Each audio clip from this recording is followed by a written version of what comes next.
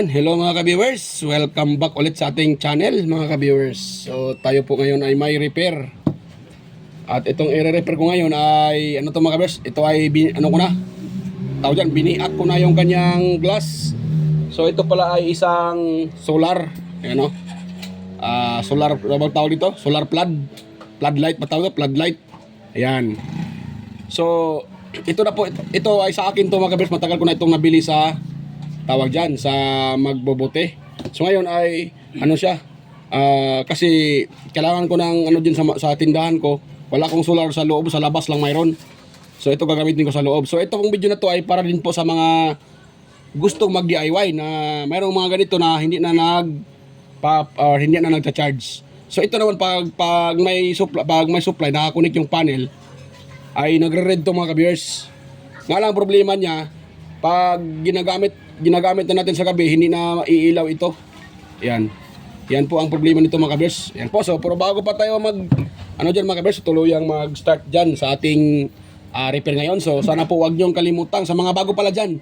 Yan, nag-bypass pa ako sa mga bago dyan sa aking YouTube channel or kayong sa mga napadaan din. So wag niyo pong kalimutang tawag dyan, i-like yung ating video at paki-like at higit sa lahat i-share sa iba mga ka-viewers yung ating video para mayroon din tayong matutulungan na iba din na hindi pa alam kung paano ito i-repair, dahil kadalasan sa may mga ganito ay tinatapon na nila. So hindi nila alam na pwede pa pala itong i-repair. Hindi lahat ng sirang ganito ay piyesa na ang palitan. So katulad nito mga ka-viewers, pakita ko sa inyo ang sikreto nito bakit siya ayaw mag-charge. Ito ayaw mag-charge, mag-iilaw yan. Ang problema pag ginagamit mo sa gabi, ayaw na siyang mag-ilaw din itong pinaka-ilaw dahil hindi nagkakarga itong baterya. So may dahilan. So yan po mga ka-viewers ang ating ngayon, ang isi-share ko sa inyo. So ayan pala.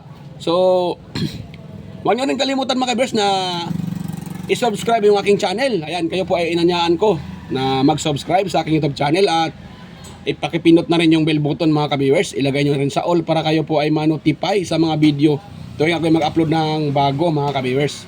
Ayan, busy din yung kasama ko, yung isa, si bro. Busy sa pagre-repair din mga ka-viewers. So, ayan. So, ito po ang i-share ko sa inyo ngayon. Unang-una, sira nito mga ka-viewers ay kung i-charge mo siya, magre-red. O, pakita ko sa inyo ha. Dahil yung solar nito ay naputol yung wire. So, hindi ako sa solar mag-charge ha. Mga ka-viewers, ang ginagawa ko nito, ito. Yan. Yung dulo niya, at ito, kinukunik ko lang tong USB wire. At sa charger natin ito salpak. Dito. Yan. Ayan o. Kung nakita nyo, nagre-red diba? Nagre-red yan mga ibig sabihin, charging yan, charging. So, pag ito ay kinukuha natin ng voltahe, ito yung tester ko. Yan. So, set natin sa DC. Naka-DC tayo, DC. So pag ating tungkunan ng voltahe mga ka-viewers, makita natin siya ay mayroon itong nilalabas na voltahe. Yan, tulad nito ha. So dito tayo ngayon galing sa panel. So saan ba ang panel? Saan ba yung may panel connection? So itong blue, yung kulay blue na to, asul. At saka yung kulay red itong red na to. So ganyan nyo kung magkano yung nilalabas na voltahe. Ayan o. Ay, 0 Ayun, 5 volts, di ba? 5 volts. 5 volts. So 5 volts siya mga ka-viewers. Ay, hindi pa mag-slide mga ka-viewers, pasensya na po. Ayan, 5 volts, di ba? 5 volts. Ngayon, ito naman tayo magta-tap sa output papuntang baterya. Saan ba ang papuntang baterya dito? So itong block na to, pinutol ko na yan mga ka-viewers, pinutol ko na para makita natin para accurate yung reading niya. So itong block na to, dito, yan, yung katapat din ng blue, ground din yan eh. So block yan. Tapos yung isa naman dito. Ito. Tingnan nyo, magkano yung output niya? 4 volts. Yan, 4.8 siya mga ka-viewers. So bakit ayaw mag-ilaw sa gabi? Yan po ang malaking tanong, di ba? Meron siyang output papunta sa baterya. 4.8. Ang tanong, bakit siya ayaw umilaw sa gabi?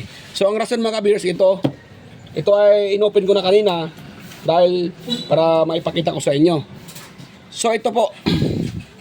Yan o. Ayan, makita nyo? Katulad nung una kong repair, kinalawang yung contact papuntang B+, kalawang, nakita nyo, kalawang siya. Yan kalawang. Ito. Yan. Yan o, kalawang na o. Yan o, kalawang siya mga kabiyers, kaputol. Yung papuntang B+. Yan. So ano bang tawag dyan?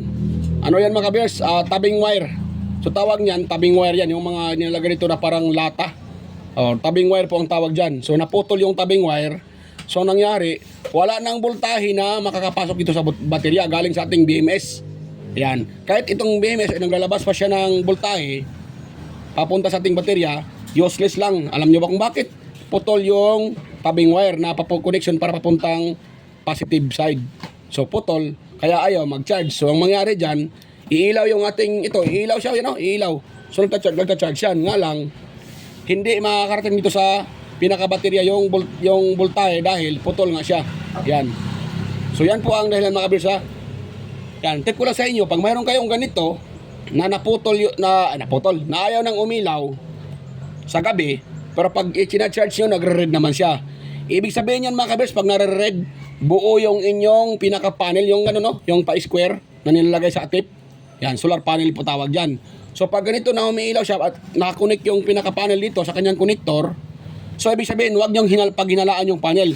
Buo po yung panel dahil nagre-red ito, ibig sabihin, may voltahe na nakarating dito sa system. Ayan, may voltahe dyan. Ang problema lang yan, pag sa gabi ayaw umilaw, katulad nito, ayan, putol yung tabing wire, kaya walang naimbak na voltahe papunta dito sa kanyang baterya. So ganoon po mga ka-viewers. So sana po, pag kayo po ay maka-encounter ng ganitong ano nyo, solar panel or floodlight na hindi na umilaw sa gabi, pero pag nag-ilaw naman yung kanyang indicator light pag sa umaga, sa araw, sabi sabihin, dito ang problema yan, either baterya or dito. Kasi ito mayroong tong ano ang tinatawag nila na protection. So mayroon diyang mga MOSFET, pati diode. So pag yung diode na yan, ayan o, yan o, makapal na yan o. Ayan, yung diode na yan, pag nag-open yan, yan isa din yan sa dahilan na hindi na nagkakarga tong ating baterya. Ayan, tandaan nyo mga kabiyers ha. Yan po ang kunting tip ko sa inyo. So, ano lang po pala mga kabiyers, kunting palala po. Tayo po ay hindi tayo professional tungkol sa mga solar system or sa pag-assemble ng mga ganitong klaseng solar lights. Pero ang itinuturo ko sa inyo mga kabiyers, isa lang pong experience ko po. Ay, ito po ay isa ko lang pong kunting experience. So, sinishare ko lang po sa inyo. Pero hindi po ibig sabihin na ako ay nagmamagaling dito. So, hindi po tayo dito nagmamagaling mga kabiyers ha. Ayan po. So, kunting palala lang po. Ako po ay hindi eksperto sa mga ganitong larangan ng pagre-repair or about dito sa mga solar lights. Kasi mayroon naman talagang mga master natin dyan or eksperto sa yung nag-assemble or nagre-repair ng mga ganito. Tayo ay bilang isang technician, so bali, yung natutunan ko, kunting kaalaman, ay sinishare ko lang sa inyo. Base lang po sa aking experience or kakayanan. So, yan mga kabiyers. So, yan po tip ko sa inyo. Pag mayroon kayong ganito, huwag nyo pong itapon. Ano bang dapat yung gawin? So, pag yung inyong ganito na plastic yung dito, itong pinaka-case niya, plastic, so, pwede nyo operahan dito. Pwede nyo dyan i-cut, yan, pa-square, para ma-open nyo yan, para matignan nyo yung board. Ayan, kung wala naman, kung katulad nito naman yero, so ito mga kabiyers, ang ginagawa ko to kanina, ay binuhusan ko to ng, ito, lacquer thinner. Lumambot naman siya, nga lang, hindi siya lumalambot talaga na 100%. So, nahirapan ako. Okay lang sana yun kung ito ay plastic. Pero kung nakita nyo, ayan o, ayan o, ayan. Hindi po siya plastic mga kabiyers, yero siya. O, pakita ko sa inyo na ayan po ay aluminum. Ayan o. Di ba? Hindi siya plastic mga kabiyers. Pumuti nga yan, tanggal yung pintura. Isa po siyang solid aluminum. Yan. Kaya nahirapan na kong i-repair siya. So ang ginagawa ko dito mga kabiyers, biniak ko na lang yung kanyang glass at ang ipapalit ko dyan ay ito. Ito ang ipapalit ko, katulad ng ginagawa ko sa aking mga lampshade na nakita nyo na sa mga short video ko. Ganon siya, ganon. Ito po ang igawin kong pangtakip dyan. At maganda ito mga kabiyers, hindi masakit sa mata. Pag yung glass dito, pag nilagay nyo yan sa medyo mababa lang na area, so pag yan po ay natitigan nyo po, automatic yan, masakit sa mata yan. Katulad sa akin na may problema yung aking mata, mataas yung aking astigmatism. So hindi ko kayang titigan yan dahil masakit sa mata. At minsan ako po ay nahihilo dahil iwan ko lang bakit ganun. So kaya mas mabuti yon panglagay dyan. So ang tanong dyan, saan ba ito makikita mga viewers? Ito makikita ito sa mga TV na flat screen, yung mga sirang TV. Or kung wala kayong sirang TV, pwede kayong magpunta doon sa mga junk shop. Maraming ganito, tinatapon lang yan nila eh. So pwede nyong hingiin yon. Ayan, hanap kayo ng mga sirang flat screen TV at mayroong ganito yan. Ito kasi cover yung sa backlight. Bago nyo marating yung backlight, mayroon pang ganito mga ka-viewers. Yan. Ito po ay naka-attach doon sa pinaka-screen ng TV natin. Ito nasa ilalim, sa ilalim. Sa labas yung pinaka-screen. Ito sa ilalim to. So ang tawag naman ito ay reflector. Ayan. Reflector po ito or para pang tawag ito, mylar. Yan, mylar din po ito mga ka-viewers. Ang tawag sa iba nito. Pero ito po ay reflector. Kasi ginagamit ito sa ating TV, lalo sa mga flat screen, para yung ilaw ay hindi siya magbumuo. Parang yung ilaw ay gumaganong tawag dyan. Maghiwalay ba at magiging ano siya, malapad yung kanyang mapunta ng ilaw. So kaya po ginagamit ito. So ito, mabisa po itong pangtakip mga ka-viewers dyan. So mabisa po itong mga ka-viewers pangtakip dyan sa ating DIY. So yan po ang gagawin ko dyan. Ito po ang gagawin ko pangtakip. Pero pag kayo po ay technician na mga ka-viewers, isa tip ko din po ito mga ka-viewers, pag kayo po ay technician na at nagre-repair kayo, so bago nyo ito biakin, yan, itong pinaka-glass nya, kailangan nyo munang tanungin yung customer kung papayag ba siya na biakin dahil nahirapan kayong tanggalin ito.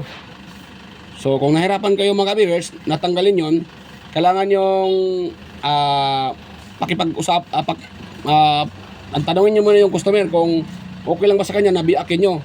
Explain nyo lang din na mahirap siyang baklasin. Nga lang dahil dito, dahil yero siya. Yan, wala naman akong saktong gamit, wala din akong grinder. So dahil pobre lang tayo na technician mga viewers, mahirap lang tayo na technician, kaya wala akong gamit. So hindi ko siya kayang ikating dahil nga aluminum, matigas. So gawin nyo dyan, ganito. Kung sakaling sa inyo naman yung kung sa inyo naman yung itong floodlight na kung kayo naman ang may-ari, so pwede nyo yung biakin yan mga ka-viewers. Yan. At ang gagawin nyo, so ang gagawin nyo mga ka-viewers, ganun lang.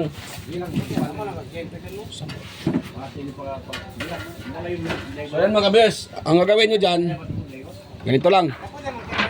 Ito lang.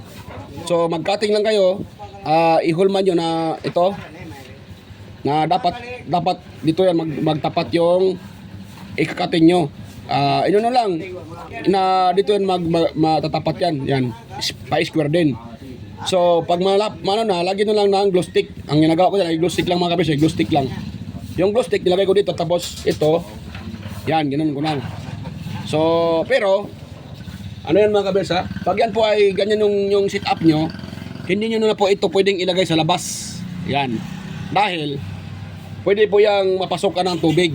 Yan, pag nabiyak na yung glass dito. So pwede itong gamitin sa loob ng bahay or sa labas. Pwede sa labas para yung wag lang siya mabasa ng ulan. Kung pag ganun siguro, yan, pag ganun, so pwede naman siya. Dahil hindi naman papasok din sa ilalim yung ulan, di ba? So pwede lang. Pero pag nakaganon siya, yan, nakaganon yung forma niya, ay hindi pwede yan. Dahil pag uulan, tatama dyan yung ulan, maaring papasok dyan yung tubig at ma-access niya yung baterya, mabasa, magsushort yan. Or either yung mga component dyan, mababasa, magsushort yan, masisira yung inyong solar floodlight. So ganun lang mga ka-viewers ang pag-repair dyan. So ako, dahil sa akin naman to, biniak ko siya para ma-repair ko dahil mahirap siya dahil yero. Yung ibang technician naman ang ginagawa, pag ito ay plastic, ganito ang technician katulad ng pinakita ko nung una, di ba? Nag-repair ako ng ganito. So dito, butasan nyo dito, kung sakaling plastic siya. Butasan nyo dito, tapos itulak nyo siya. Itulak nyo ng maliit na screw, para matuklap yung glass dito. Kaso ito, yero eh. Mahirap. Kaya ang ginagawa ko, binakbak ko na lang yan. Hindi lang ako ang gumagawa ng ganito mga kabiyers. Mayroon ding ibang gumagawa ganito na binakbak din nila. Dahil mahirap nga ito i-repair eh. So sa akin, yung binakbak nila, nilagyan din nila na ng glass. Yung glass din galing sa TV. Sa akin, hindi ko na isa uli yung glass. Masakit sa mata din yun eh. So yun na, ito na ang ginagamitin ko. Mas maganda pa nga to eh. Hindi masakit sa mataas at mas lumiwanag pa yung kanyang ilaw. Dahil ito, kaya kasi nasabi ko ay reflector po ito mga kabiwers or mylar. So yan. Tayo mga kabiwers. So ang gagawin natin dito ngayon, yan, pakita ko sa inyo ha na wala nang laman tong baterya na to. Yan, shot muna tayo mga kabiwers oh. Shot muna tayo. Shot muna tayo mga kabiwers bago tayo magpatuloy. Yan, kuha muna tayo doon ng ano. Kuha muna tayo ng kisser. Yan, bahala si Lolo pag magalit si Lolo dito. Si Lolo Whitey, bahala siya.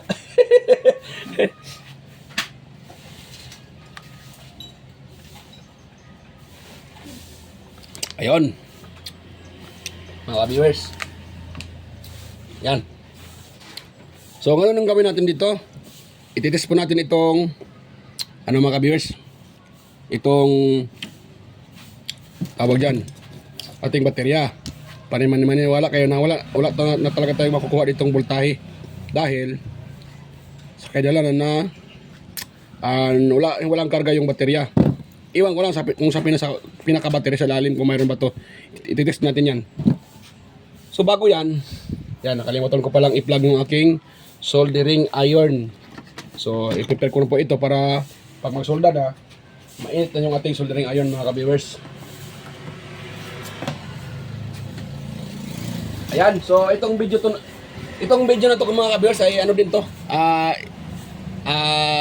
Para din po ito kay Sir Aguido Flores Jr. Halin, yan po.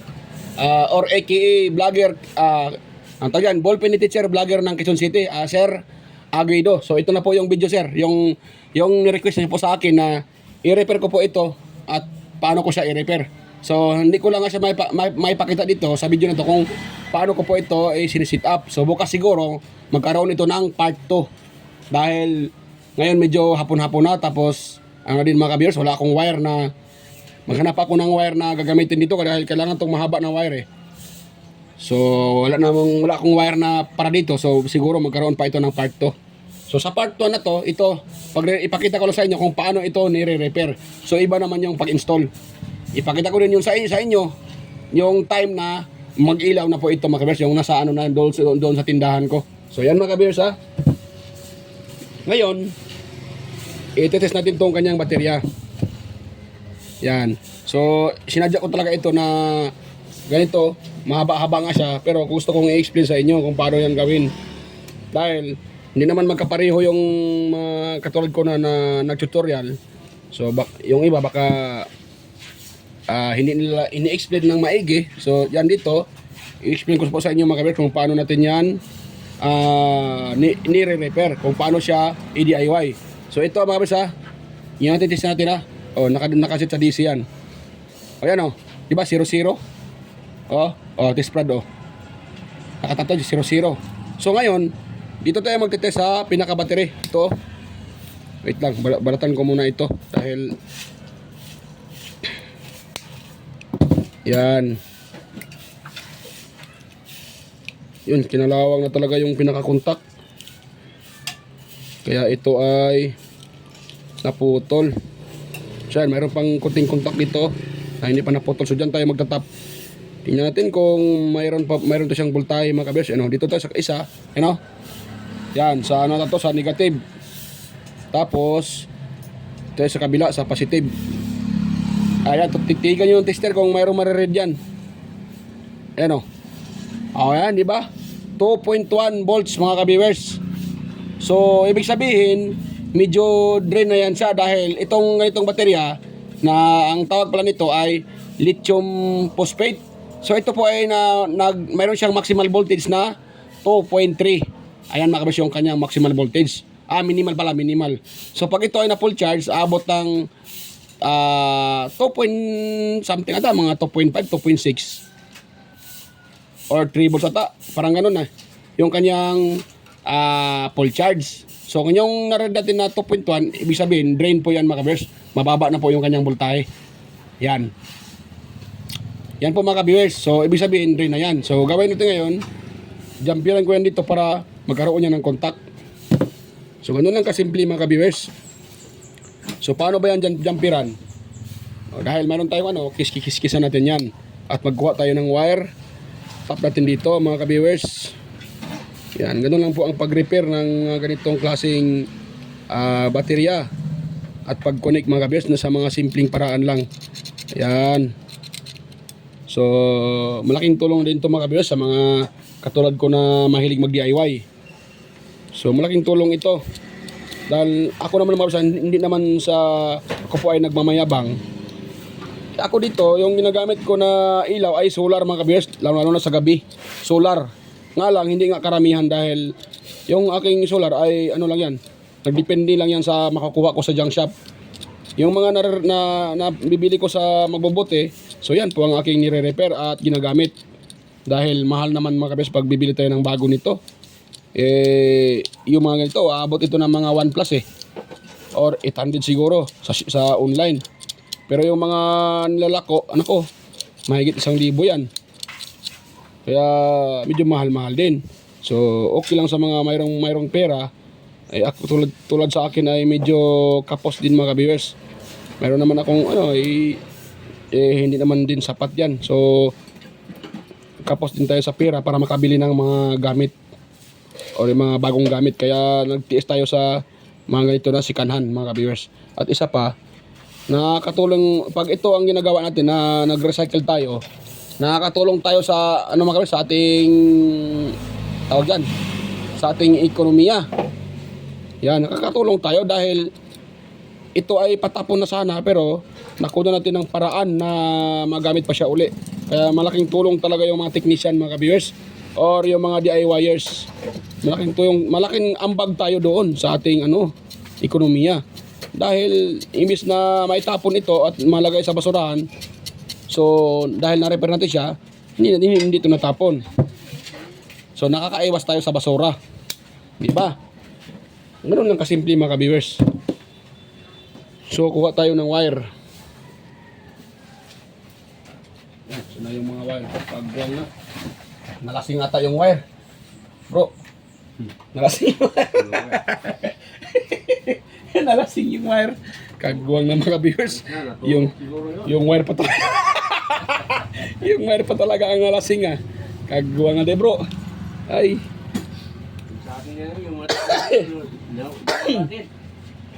Nalasing yung wire Nalasing yung tornilyo.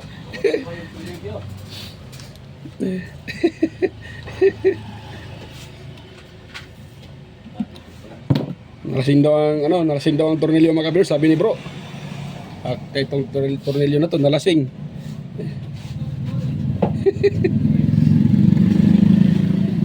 Kawawa yung tornilyo, nalasing.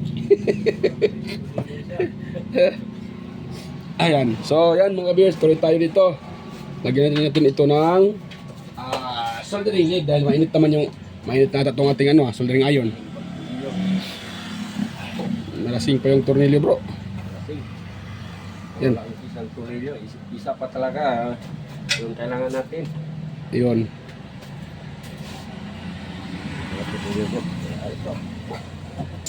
Ayun. Yan. Patakan lang natin ito ng wire mga ka-viewers. Huwag kang maingay toy. Ang ingay-ingay mo toy. Huwag kang maingay. Ingay-ingay mo dyan toy. Huwag kang maingay. Ba? Doon ka. Magtago ka doon. Huwag kang maingay. Ingay-ingay mo toy.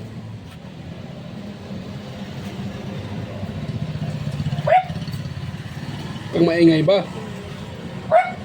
Baka gawin ka namin pulutan ngayon. Toy. Ingay-ingay mo toy.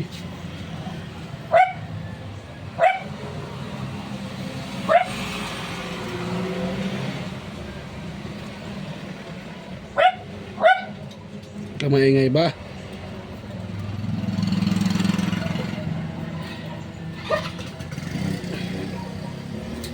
Iba pa naman si bro. Baka gawin kang pulutan yan toy. Maingay ka dyan, Toy. Huwag kang maingay, Toy. Gagawin ka talagang pulutan, Toy. Maingay ka, Toy. So yan. Ito na tayo magtatap dahil walang ano eh, wala siyang tawag dyan. Nakadikit kasi dito masyadong ano eh, ang soldering, yan, nakadikit siya masyadong mga ka-viewers. Yan, kaya natin i-cutting. Mahaba na to yung video ko ah.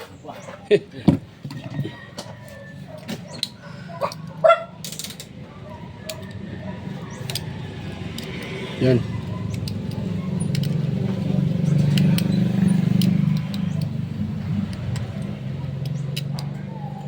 Ayun, mga ka-viewers. Ayun. Tanggal na yung kalawang, mga ka-viewers.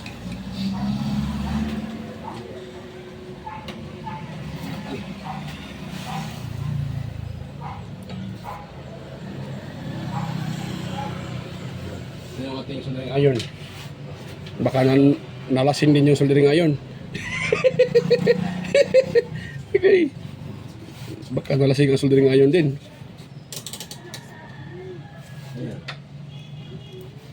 Ano naman? Ha? Kuha na ninyo ang basuran. Ha? Magkano ibigay ko sa inyo? 1,000? Ha? Sabihin nyo. Thank you. Ha? 2020 kami. Magkano?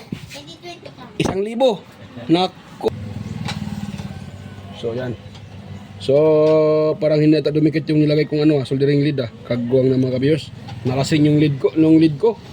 Ayun ang kumapit yung lead, nalasing. Kagwang na.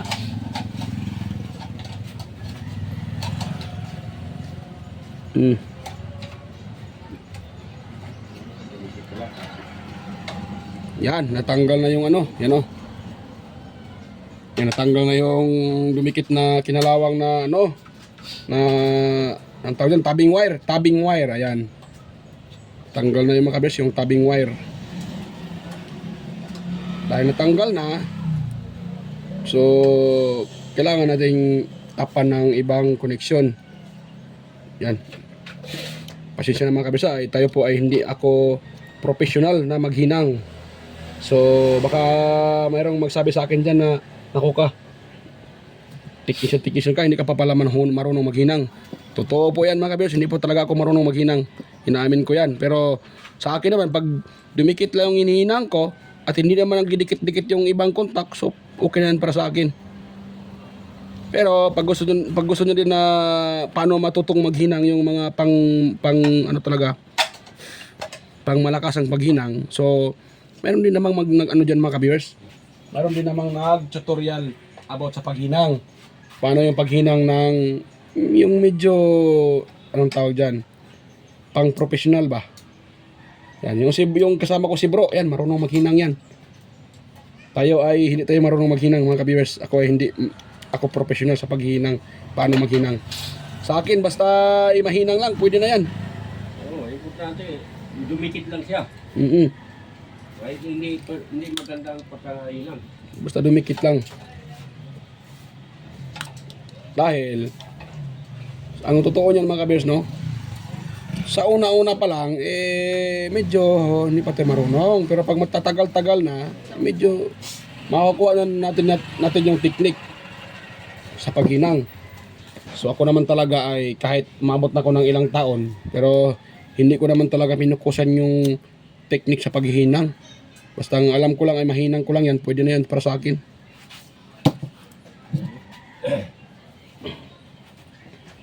Basta mahinang lang talaga yan. Marunong ka lang maghinang at magtanggal, pwede na yan. Pwede ka na tawaging technician yan. Pwede na yan mga ka-viewers. Maraming klaseng hinang. May hinang sa anong tawag doon? Sa romansa. Yan. Maraming hinang daw mga ka-viewers, sabi ng kasama ko. Hinang. Yun. Yun. So, dahil dito naman daw sa kabila. Yan. Dahil ito ay kiniskisan ko na. So, siyempre, didikitin siguro tong ano. Yan. Yan o. So, gano'n lang. Lagyan nyo na lang ng soldering lead. Tapos, sabay dikit. Ayan o. Yan mga ka-viewers. Yan.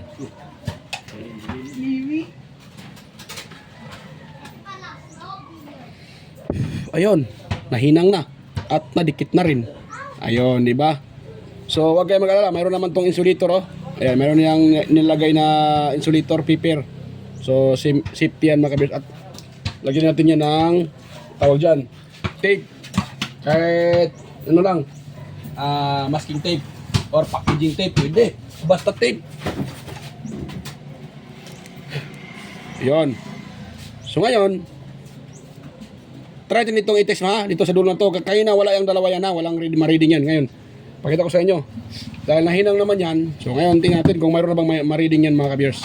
Yung dalawang contact na yan. Yan o. Yan o. Ayan. So yun, kagwang na. Nagkagwang ng cellphone ko, ayaw mag-focus ha. Namatay pa yung aking, ayan, namatay pa yung aking tester, kagwang na. O yan, DC. Ito, so ito yung isang terminal, yung ground or negative. Ito naman yung positive.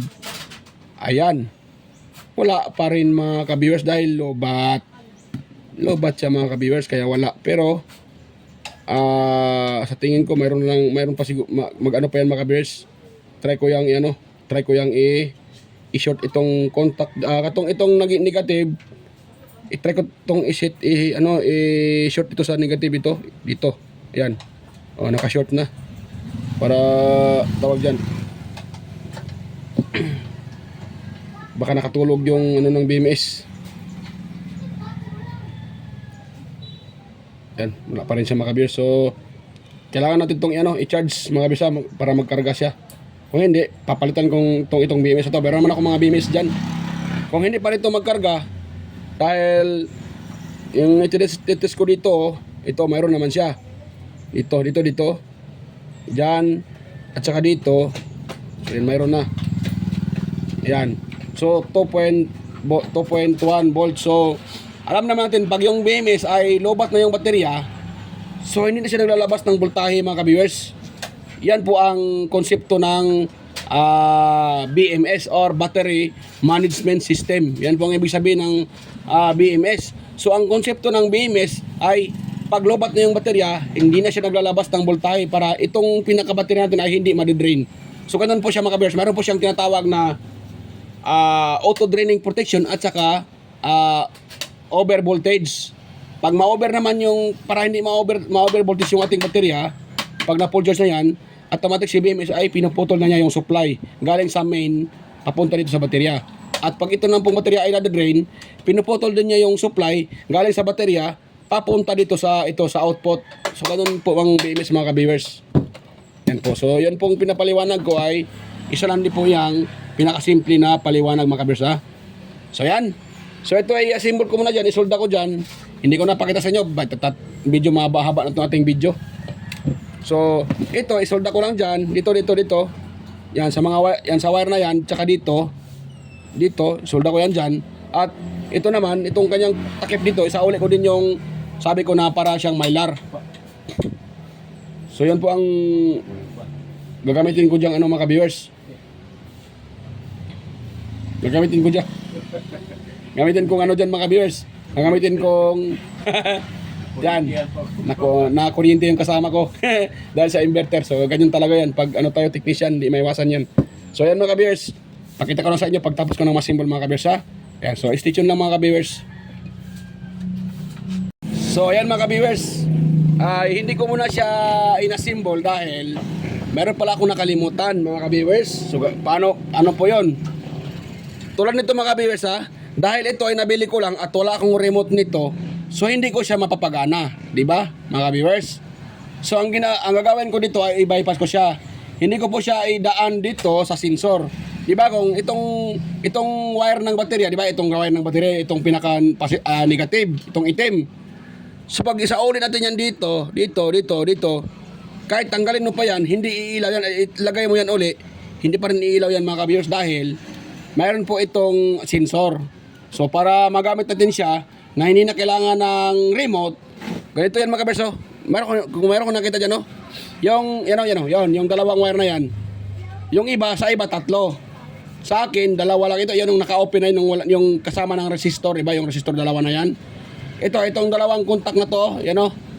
Yan. Diba? Meron iba, tatlo dito. So ito kay dalawa lang. Dito tayo magtatap mga kaibigan. Tayo magtatap mga kabirsa. Pakita ko sa inyo kung paano i-bypass yan. Yan o. Ipakita ko sa inyo yan o. Ito na yung dulo ng ano. Ito yung dulo ng ating ano. Baka isipin nyo na ano. Ito po yung dulo ng ating ito yung dulo. Try kong isalpak dito sa charger. Ito. Yan, di pa kita diyan Yan, dito. Salpak ko dito At isauli ko sa normal yan. Pag nakasalpak yan, at ilagay ko yan dito. Siyempre hindi ilaw yan, di ba Ngayon, hugutin ko yan uli, iilaw yan. Di ba? Umiilaw siya, di ba? Umilaw. Pero pag tinanggal ko yan uli at itap ko yan siya dito, hindi na iilaw yan mga ka-viewers, di ba nakatap yan kukunin ko ulit, itap ko siya uli. So hindi na siya umilaw dahil mayroon pong sensor yan mga ka-viewers. Di ba? Dahil mayroon siyang sensor. So hindi iilaw yan. Yan. Dahil may sensor. Iilaw lang yan mamaya pag walang ano na. Paano kung walang remote? Di natin siya ma-operate, hindi ilaw yan. So ngayon, para umilaw yan automatic, lagyan na natin ng switch. So itong ground na to, tatanggalin natin dito sa ground ng baterya. Tatanggalin natin yan, itong ground ng baterya. At dito natin itatap. Di ba? Hindi na nakatap to hindi na nakasalpak yan dito sa charger. So pakita ko sa inyo kung paano pailawin yan. Dito tayo magtatapo. Diyan. Di ba umilaw? Di ba mga kabers, umilaw yan? Umilaw siya. Di ba umilaw? Pag tinatanggal ko yan, mamamatay yan. So magtatap tayo ng wire dyan, ipalabas natin at lagyan natin ng switch. Yan po ang gagawin natin mga ka-viewers. Ayan, di ba? So lagyan po natin yan ng switch. Ayan Yan, umilaw siya, di ba? Yan. Pero pag dito natin isauli dyan, ito sa pinaka-ground dito, so hindi yan mga ka-viewers. So hindi yan siya. Hindi yan mga ka-viewers, hindi ilaw yan. Yan So hindi yan. Pero dito tayo magtatap, i-bypass natin sa pinaka-sensor, ilaw yan. So yan. So okay na mga ka-viewers i-assemble ko na lang to. At itong wire ng baterya, ilabas ko yan. Kasama ito, mag-jump ako dito ng wire papunta sa labas para yun na po ang gagawan ko ng switch. Dahil wala akong remote para dito. Dahil itong remote ko sa ginagamit ko sa aking solar, hindi na siya gumagana dito. Hindi sila magkapareho ng sensor ata. Hindi gumagana. So yan. Wait lang Balikan ko lang kayo pag napagana ko na to at talagan ko na ng cover. So yan, stay tuned na uli mga ka-viewers. So ayan mga ka-viewers, ay tapos na po yung aking DIY. So hindi man siya yung kagandahan talaga, pero yan okay na yan mga ka-viewers. So yan, mayroon na siyang mayroon ng takip dito kasi pag walang takip yan, masakit yan sa mata mga ka-viewers pag walang takip yan. So kaya nilagyan ko siya ng takip para hindi siya masakit sa mata mga ka-viewers. Yan po. So yan po ang purpose dyan sa takip na yan. Itong insulator na to, itong tinatawag na mylar, ito po siya. At yan, dahil tapos na yan, so ganyan na mga ka-viewers tayo natin siyang i-on mga ka-viewers pakita ko sa inyo na gumagana na yan. At yan po ay nakasalpak pa rin yan siya, naka-charge pa rin yan. Nagre-red, di ba? Nagre-red siya. Ibig sabihin charging yan mga ka-viewers. Nagre-red. Ayan nagre-red. Nagkukulay red siya, So charging yan siya. So pag kukunin ko yan, ilaw yan. Ayan, umilaw siya mga ka-viewers, malakas ang ilaw niya. Ayun. So yung ginawa ko kayo ng bypass mga ka-viewers, ang purpose doon mga ka-viewers ay, di ba ganun siya, pag nakasalpak yan, nakakunik sa panel. For example lang, itong 5 volts na to ay galing po sa panel, sa ating solar panel. So siyempre, mamamatayan pag sa araw dahil nagcha-charge siya. So para ang purpose itong bypass na ginagawa ko, kung gusto ko siyang gamitin sa araw, kahit umuulan, hindi pa rin yan umiilaw dahil may araw pa rin. So kung gusto ko siyang gamitin, itong bypass ay ito po ang ginagawa ko, di ba? Kahit nagcha-charge siya, pag nilagyan ko siya ng bypass, itong bypass na to, galing din sa ilalim. So pinalabas ko lang dito yung wire. So pag sa araw, kahit kung umuulan ay siyempre hindi na klaro, hindi na ano yung sa ano. Gusto ko ngayon gumamit ng 220 na ilaw. Galing dito yung gagamitin ko. So ito yung ang naisip ko mga kabiyers. Nilagyan ko siya ng bypass para kahit sa araw pwede ko rin siyang gamitin. At the same time, nagcha-charge pa rin siya at nagagamit. O di ba mga kabiyers? Ganun mga kabiyers, di ba? Ganun lang kasimple. Pag tanggal ko yun, mamamatay naman yan. O di ba? Pag ino-off ko. O di ba? Mamamatay dahil charging siya. You know? Kung wala tong bypass na to, dahil wala tayong remote, so hindi natin siya pwedeng paganahin dahil wala tayong remote. So malaking tulong itong bypass na to. Kahit sa araw, pwede natin siya paganahin kahit wala tayong remote. Yan, sa tulong nito, ayun, o di ba? Yon, naka-bypass siya. So gumagana at the same time, ano, nagcha-charge yan, nakasalbak. O di ba? O nagcha-charge yan. O kaya dahil nagcha-charge yan, so ito ibunutin ko para makita nyo na totoo talaga nagcha-charge yan. At mag-iilaw yan siya pag binubunot ko itong sa charger. Ayan o. O, di ba? Kahit hindi nakakonect tong bypass, basta walang supply na yung ating panel, ibig sabihin gabi na, automatic to mag-ilaw. Pag may pag sa aga naman, sa araw, pag may volta yung panel, siyempre pag isasalpak natin ito, mamamatayan. Yan o. Ay tanga. Namamatay, di ba? So ganoon lang kasimple mga ka-viewers ang paggawa ng pag-repair ng solar ganito na hindi natin kailangan gumasto ng malaki.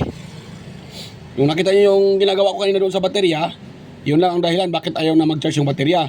At papunta dito naman sa bypass, pinakita ko rin kanina kung paano yun na bypass. Yun. So ginawa ko lang doon yung isang resistor, yung bakante, doon ko tinatap yung bypass at ito isang wire, itong isa nito galing sa baterya. Yung isa galing doon sa may resistor na bakante, yung may walang hindi nalagyan ng resistor. So doon ako nakatap. Para pag ito po ay sinashort, gano'n no? Yan. So pag sinashort ito, mag-ilaw yan dahil hindi na dumadaan sa sensor. So gano'n yung mga ka-viewers, gano'n yung technique dyan para ano yan, mga ka-viewers. Nakita nyo yan, umilaw siya, di ba? Ayan Kung tanggalin ko yan sa bypass, namatay naman siya. Kung dito naman sa charger, mag-on yan siya. Dahil walang nadidetect na voltahe. Yun di ba? Pero pag nakasalpak to, ibig sabihin, yung sensor ay nakakadetect ng voltahe. So, mamamatay naman to. At, patuloy sa pagcha-charge. Pero pag binabypass natin, ito, bypass yan, kahit nagcha-charge yan sa lalim, hindi ata klaro yung red so kahit naka-bypass, nagcha-charge pa rin siya. Ayan mga ka-viewers, di ba? Real, kahit wala tayong remote, pwede natin gamitin sa araw. Pag umuulan, makulimlim sa loob ng bahay. So makulimlim, hindi natin kung wala tayong ibang source ng kuryente, mayroon tayong ganito lang, solar lang. So pwede natin siyang gamitin. Na naka-bypass ito, gagana to. Pag tinatanggal, ino-off, mamatay naman to. Yun lang mga ka-viewers. So yan. So yan, nakalimutan ko kayo na mag-shoutout. So yan. Bigyan shoutout sa inyong lahat mga ka-viewers. Yan, sa mga sumusuporta sa aking channel. At palaging nagko-comment na yan. Lahat-lahat na mga ka-viewers. So hindi na ako mag-shoutout dahil medyo gabi na. So lahatin ko na lang kayo. Mega shoutout po sa inyong lahat mga ka-viewers. Sa aking mga kadikit or mga kapwa vlogger or technician. So yan, mega shoutout sa inyong lahat mga ka-master, mga ka-loads. At ganoon na rin sa inyo mga ka-viewers, sa mga patuloy sumusuporta sa aking YouTube channel. Ayun, yan po. So yan, mga ka-viewers, hanggang dito lang po yung aking video. Kung mayroon kayong nakuhang kunting ideya, kahit kunti lang mga ka-viewers. Kunting hiling lang po mga ka-viewers. Sana po, huwag niyong kalimutang i-subscribe yung aking channel, i-share sa iba kung nagustuhan niyo tong video na to. At huwag niyo rin kalimutang i-like yung ating video mga ka-viewers para po ay maganahan pa rin tayong gumawa ng content ng katulad ng mga ganitong repair. So ayan mga ka-viewers, hanggang sa muli. At ako po ay samantalang magpapaalam po. At bye bye po mga ka-viewers. Kita-kita tayo ulit sa aking next na mga video. Ayan, bye bye.